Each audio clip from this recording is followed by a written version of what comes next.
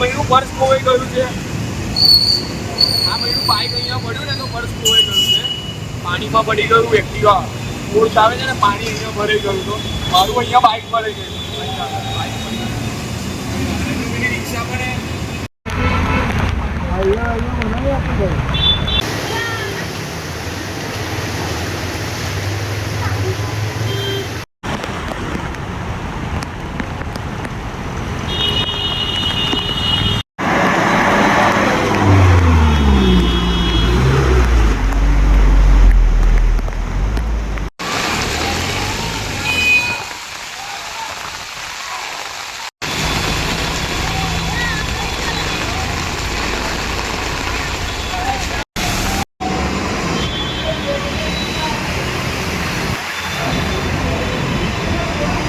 આજે વડોદરામાં દિવસ દરમિયાન વરસાદ પડતા શહેરના અનેક વિસ્તારો પાણી થયા હતા।